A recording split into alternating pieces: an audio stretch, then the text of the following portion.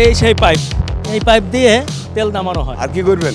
করেন করেন, আপনি এটা দূরে গেলে আপনি করেন। পৃথিবীতে সব কিছু তো অবৈধ, কোনটা বৈধ আছে আপনারা বুঝেন। আসলে বাঙালির রক্তের মধ্যে যখন দুর্নীতি ঢুকে যায় না, তখন মানুষ এ ধরনের কথা বলে। এই চোর চক্রকে সবসময় কিন্তু প্রশাসন দেখে, দেখার পরেও কিন্তু কোনো ধরনের ব্যবস্থা নেয় না। কথা বলেন আমার সাথে। আমি আপনার লাগে কথা বলবো। সুপ্রিয় দর্শক মণ্ডলী, আসসালামু আলাইকুম। আপনাদের বিশেষ অনুরোধে আমি এসেছি চট্টগ্রামে, আর আমি এখন দাঁড়িয়ে আছি চট্টগ্রামের বাইপাস হাইওয়ে রোডে, যেখানে প্রতিনিয়ত বড় বড় তেলের ট্যাঙ্কার থেকে তেল নামানো হয় এবং এই তেল মূলত এখানে চোরাই কারবারির মাধ্যমে বিক্রি করা হয়। এই রাস্তাটির শুরু থেকে একদম শেষ পর্যন্ত বিভিন্ন স্পটে স্পটে তারা তেল বিক্রি করে বড় বড় গাড়ি থেকে তেল নামিয়ে। দর্শক মণ্ডলী, আজকে আমি সেটা সরাসরি হাতে নাতে ধরে আপনাদের দেখানোর চেষ্টা করব। চলুন আমার সাথে।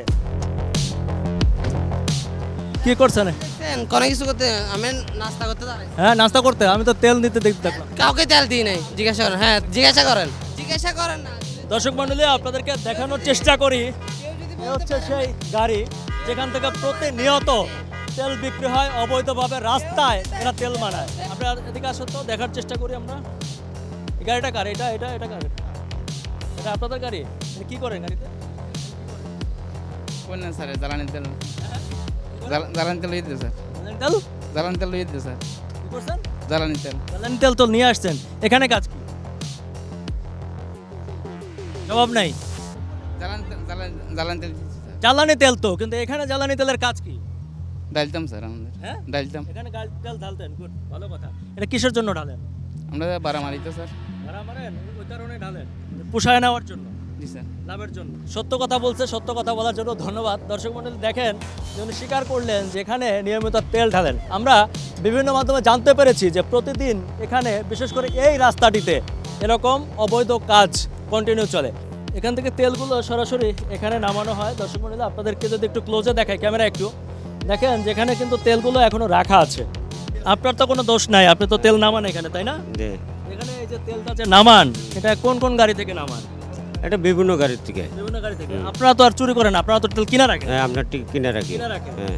এক একটা গাড়ি থেকে কি পরিমাণ তেল কিনে রাখেন? কেউ 10 লিটার দেয়, কেউ 20 লিটার দেয়, কেউ 2 বালতি দেয়, এরকম আর কি। হ্যাঁ হ্যাঁ হ্যাঁ, কেউ 10 লিটার 20 লিটার এরকম দেয়। এরকম দেয়। হ্যাঁ, এরকম। এরকম দেয়। এটা তো এরা অবৈধভাবে দেয়, এটা তো আপনি বুঝেন। এটা আমি এরা অবৈধ না কিনা আনে না কেমনে দেয়, এটা আমি কেমনে করবো? আমার কাছে আসে, আমি কিনা লই। চাক্কা দোয়ান, চাক্কা খুলবেলা না খাইছিলাম। আপনি তো এখানে তেল নামাচ্ছেন না স্যার, আপনার কাছে ভিডিও আছে? না স্যার, আমি নামাইনি। না, আমি আপনার উপরে আমরা দেখতে পাচ্ছি যে ওই যে উপরে ঢাকনাটা খোলা কেন? ডাকনা মারিবেলা উঠছিলাম, উড়ি চাক্কা খুলবেলা। ওরা দেখছেন যে আমরা আইসা পড়ছি, এই কারণে নামে গেছে। দেখি না, চাক্কা খুলবেলা ইয়া লইছিলাম, চাবি লইছিলাম। এটা হলো, এটা কারা নিয়ে যাচ্ছিলেন আপনারা? জি, কোথায় নিয়ে যাচ্ছেন? আমার দোকানে। দোকানে না? এই তেল তো আপনারা নামাইছেন? না না, এগুলো আমাদের, এগুলো বাইরের থেকে আনছি। আইনে এখানে কি করছেন? আমাদের দোকান, এটা দোকান তো, কিন্তু তেলটা কোত্থেকে আনছেন? দোকান আমি ফাটে গেছে দিতেছি। আর কি আপনারা কি গাড়ি থেকে নামাইছেন? না, আমরা এগুলো ডিপো থেকে আনছি। ডিপো থেকে। ডিপো থেকে এখানে কেন আনছেন? বেচার জন্য। ডিপো থেকে মানুষ এখানে তেল কি জন্য আনে? ঠিক আছে, বেচার জন্য। তো এখন নিতেছেন কেন? এখন নিতেছেন কেন? ফাটির কাছে বেচছি, ফাটি নিব না মাল। আজব তো, আমি মাল আনি আপনার কাছে বিক্রি করি, আপনার মালগুলো নেবেন না নাকি এগুলো আপনারা রেখে দিবেন আমার কাছে? এখানে অবৈধভাবে তেল নামান আপনারা। হ্যাঁ হ্যাঁ, দাঁড়ান, কথা বলে যান।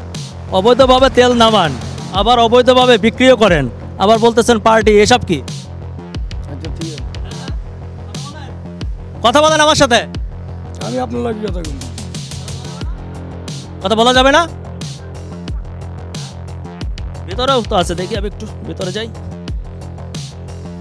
এগুলো কি তেল আপনাদের? সব তেলই তো আপনারা নামান, তাই না? কিসের তেল এগুলো?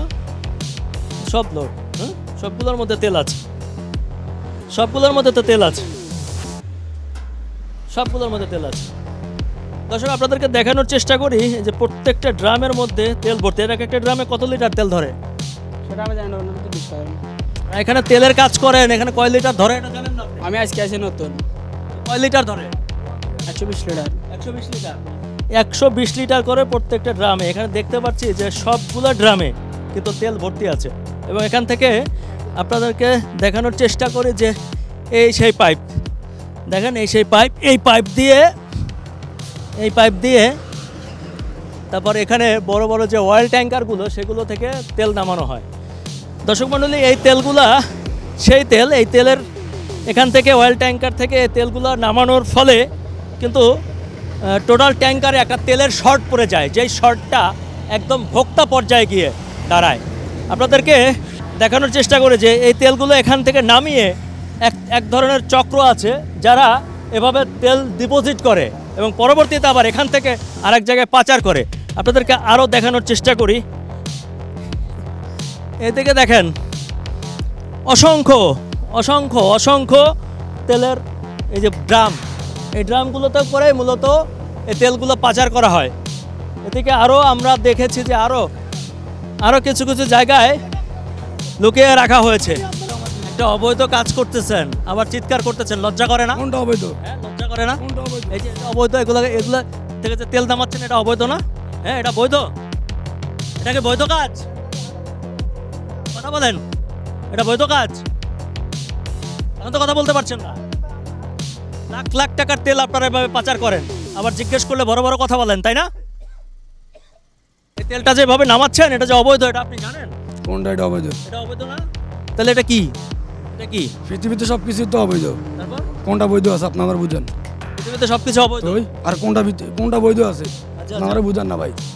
যাক, একটা নতুন জিনিস শিখলাম, পৃথিবীতে সব কিছুই অবৈধ। পৃথিবীতে বৈধ আছে কোনটা? আসলে বাঙালির রক্তের মধ্যে যখন দুর্নীতি ঢুকে যায় না, তখন মানুষ এ ধরনের কথা বলে। আপনাদের এই রাস্তাটিতে আসলে কি হয় তেল দিয়ে? এই রাস্তায় এভাবে আপনারা দেখবেন ছোট ছোট টিনের বেষ্টনী দিয়ে বিভিন্ন ধরনের তেলের দোকান তারা গড়ে তুলে যেই গাড়িগুলো এদিক দিয়ে যায় সেই গাড়িগুলো থেকে তারা হচ্ছে অবৈধভাবে তেলগুলো নামিয়ে তেলগুলো হচ্ছে যে কি তারা এখানের মধ্যে মজুত করে এরপর এটার সাথে বিভিন্ন ভেজাল তেল মিশ্রিত করে সেগুলো হচ্ছে তারা আবার বিক্রি করে ভোক্তা পর্যায়ে। যে কারণে আমাদের সেটি হচ্ছে যে বাজার, সেই বাজার মধ্যে এটা প্রভাব পড়ে। কারণ এই তেলগুলো যখন হচ্ছে পাম্পে গেলে সঠিকভাবে হচ্ছে যে তেলগুলোকে বুঝাই দিতে পারে না, সেখানের মধ্যে তারা চালকরা হচ্ছে নানাভাবে হচ্ছে কারচুপি করে তেলের মধ্যে। আর এটা তেল ছাড়াও দেখা যায় যে বিভিন্ন ধরনের ভিটামিনের ডিপো গড়ে উঠেছে। ভিটামিন যে রাস্তার যে ভিটামিন রয়েছে সেই ভিটামিনগুলো এভাবে চোরার চক্ররা তাদের হাতে নিয়েছে। তো এই কারণে এই চোর চক্রকে সবসময় কিন্তু প্রশাসন দেখার পরেও কিন্তু কোনো ধরনের ব্যবস্থা নেয় না। আমরা সবসময় এটা রিপোর্ট তুলে ধরি, সবসময় আমরা এই কথাগুলো আমরা বলার চেষ্টা করি, কিন্তু প্রশাসনের পক্ষ থেকে কোনো ধরনের ব্যবস্থা নিতে আমরা এখন পর্যন্ত দেখি না। দর্শক মণ্ডলী, আসলে তেল নিয়ে বাণিজ্য, তেল বলতে কথা, আর হচ্ছে কি ভূত তাড়ানো তেলের মধ্যে যদি ভূত থাকে তাহলে সে ভূত আপনি কিভাবে দূর করবেন? আজকে চট্টগ্রামে এরকম অবৈধভাবে অসংখ্য শয়ে দোকান আছে যারা অবৈধভাবে তেল নামায়, তেলের ব্যবসা করছে। কিন্তু এদেরকে যে আপনি তাড়াবেন, কিভাবে তাড়াবেন? তেলের মধ্যেই তো ভূত লুকিয়ে আছে। আর কি করবেন? কন? আর কি করবেন? করেন না, আপনি এটা দূরে গেলে আপনি করেন। শুনি একটু আপনার কথা শুনি। আপনি আমার আর কথা শুনলাম, এগুলো বন্ধ করেন কথা শুনতে।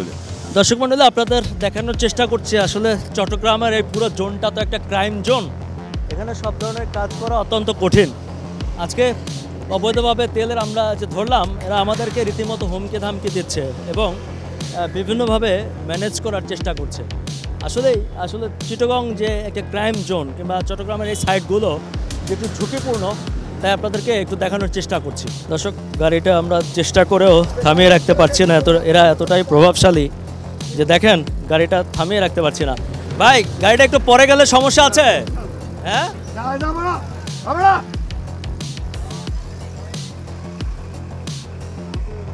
দেখেন এরা কতটা পাওয়ারফুল, আমাদের সবাইকে পিছু হটিয়ে গাড়িটা নিয়ে গেল।